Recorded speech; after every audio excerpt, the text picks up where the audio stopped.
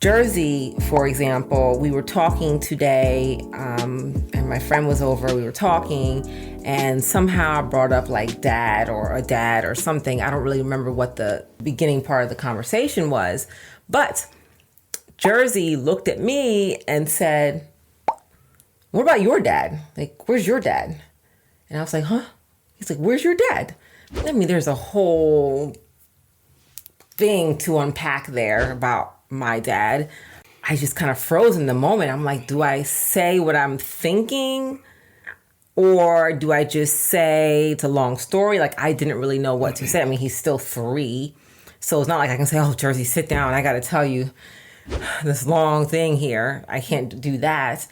But he was just curious. And he wouldn't understand, nor would he be really interested in. Yeah, no, he wouldn't understand because he can only understand what is in his world at the moment, being 3. And in his world, he's like, "Okay, I've seen your mom, just like me, mom, dad. Well, where's your dad?" Like, you know. Well, that's quite a discovery because a lot of kids, like, they're aware of their uncles and grandmothers and grandfathers, and at some point they know they've seen a grandmother. They're like, "Okay, well, where's the dad part of that? Would be my grandfather." He might be even associating that would be my grandfather. Where is that guy at? Because I've told him about my dad who died, so he knows that guy's in the ground somewhere. But you've never talked about your side in that regards because, you know, your dad's never around. He never calls or anything like that. I think that you always tell the truth no matter what, unless it is going to be harmful for a child. And sometimes if it's harmful, but they need to know it, they need to know it. But in this case, tell the truth, but on their level. And that's the hard part. But I think I hesitated because my truth doesn't necessarily define their truth, if that makes sense. Like, for instance, if you grew up with your mom, and I would say, I guess you guys weren't the closest growing up, you know, you had, you know, different circumstances going on there, blah, blah, blah. That doesn't mean that your children can't now build a completely separate relationship with your mother or father than you did. So in my mind, it's like, I don't want to say something that is my truth based on my own experience. Well, I think that's smart too. That might influence. Yeah, and I didn't want to do that, even though it seems to be the same situation. Yeah, but you know, he's 3. Like, I don't know. Maybe in 5 years is a completely different situation. I don't know, but I don't want to put that seed to where he's like, "Oh, well then, whatever." I think that's smart because a lot of times moms and dads have their kids very young, and by the time they're a grandmother, or grandfather, they're ready to be an awesome grandmother, grandfather. That's definitely not my case. That's not your case. But I've seen many cases out there that I know that mom and dad have admitted to not being a good mom and dad. Like, they weren't there, they traveled, or like they weren't a good mom and dad. But now that their kid that they neglected has kids and they're a grandmother, grandfather, they're embracing that. You're much better. So if the child was resentful for the mom or dad because of their, neglect, then the grandchild might not have that experience either. And the kids would miss out on a good babysitter. For sure. Even though, again, I don't think that's going to be the case in this scenario at all. Not even remotely. Like, there's definitely not, it's not going to come that full circle in that type of way. But I don't want to be the one to slam a door shut and just say, well, let me tell you something about this person or whatever, how I feel about the situation. Like I said, when in 5 years, maybe when he's 8, he's talking to him on the phone all the time. Yeah. I don't know. We've never really talked about this, but I think that is the right thing to do. I think that you emotionally explaining how you feel could influence him or the kids or the girls. And like that is definitely going to influence them because they adore us. So like whatever we, our kids, and just like probably your kids or they adore their parents or whatever, like whatever we are embracing, that's what they embrace. Mm-hmm. Whatever quote unquote political views we have, that's what they have. Even though they don't know what they're talking about. Yeah. That's why there's a lot of kids who are like 5-year-old preachers because their mom and dad go to church. And so the 5-year-old feels that they're called to be a pastor, which is impossible. Kids want to play in the sand. So in this case, it's kind of what I feel similarly. We don't want to influence our kids because they're entitled to have their own relationships with their own people. Yeah. Yep. So I think that's smart. That's why it was that in that moment, like my truth was not something I could have told them. Or and the girls jumped in, were like, yeah, like, you know, you never really said what was, and I was like, well, because it's not even that I don't want to tell you, it's that I don't want to make you have the same experience.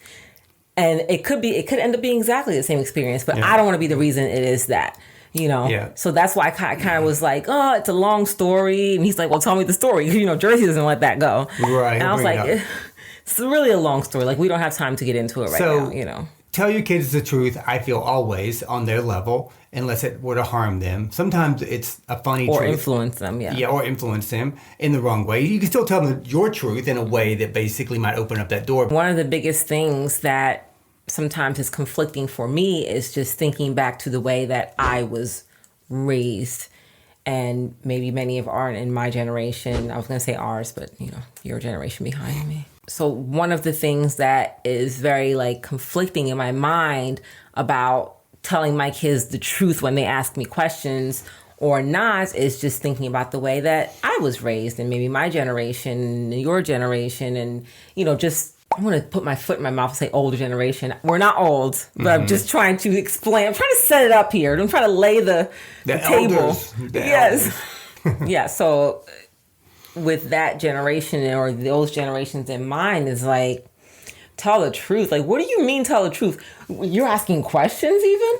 Pretty much what that was. Like, don't even ask a question. Don't expect the truth if you do ask a question. Like, I actually witnessed my mother blatantly lie.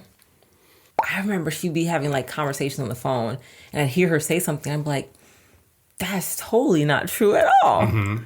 Lying about what? About you guys or just random things? Just yeah. Lying. Yeah. And it wasn't like, you know, lies like, you know, stealing money from somebody, but just like like I was like, that was just not even necessary. It was just an unnecessary lie. Sometimes a lie will make you feel, I feel better about myself. This person thinks I'm better. But sometimes you lie and you're just like, why would I lie about that? Yeah, if I could lie about something, like to lie about something makes you gonna feel exactly. Good. No, this was completely unnecessary things. Like you would ask my brother and sister, like just unnecessary. And she'd get off the phone and I'm like, well, why'd you say that? Go mind your business. So it wasn't even like we could have a conversation about it. So one, I just witnessed her tell a non-truth. Mm-hmm. Two, mind your business. Mm-hmm. Don't even talk to me about it. So it was like a double thing. Like, what is happening here? Yeah. You know? You've talked about before that you don't know your mom or you didn't know your mom. So growing up, so our kids know us. We have an open communication. You can talk to us about anything. I try to talk to the kids, like, are you happy? What's going on in your mind? Blah, blah, blah. But you have said before that you don't think you know your mom. You even did a video about it on your channel about yes, this. Correct. With her, by the way. Yeah. Being around a person, growing up, being raised by a person, you know them to a certain extent. Just the simplest things, like really stupid things. Like I have no idea what her favorite color is. If it was turquoise, would you disown her? Or would you? I might be or very would you celebrate her more? Like, oh my God, I love my mom so much better. Her favorite color is green. No, but like I said, it's silly. It's stupid. But if someone asked me that, I'd be like, I don't know. But our kids already know. But your mom is also kind of a more serious person. She probably doesn't have a favorite color. No, but that's the other like. No, I don't mean that in a bad way. If you're watching this, she's probably not watching this. Is she watching this? If it gets on Facebook, she's gonna watch it. Oh, okay. Well, call her if you do. But that's kind of the other like side of it is like my mom comes across it, but then I've seen like she's totally not. Mm-hmm. She's totally not. But even you, like you don't know my mom. No, but I think your mom grew up, or she's from a tougher, very tough. She was not allowed to be a kid.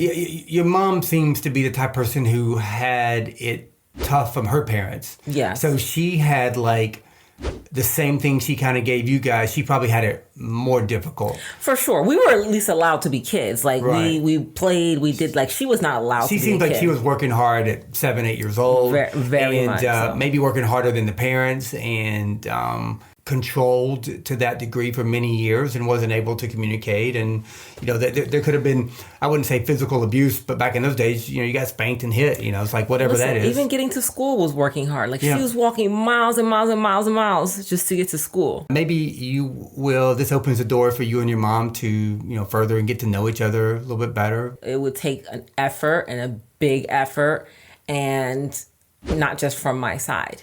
And that's the thing that I think is missing from it, that I'm not going to like run all the way towards that just to be like, stop.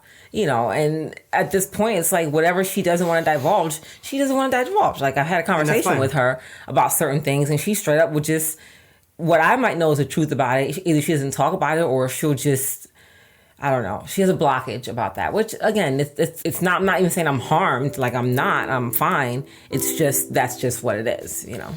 Sometimes it is what it is, guys. That's what it is what it is until it's not that and it's something else. But thank you guys for being here. Communicate with us in the comments or whatever, however you communicate. Let us know how you think and feel about these episodes.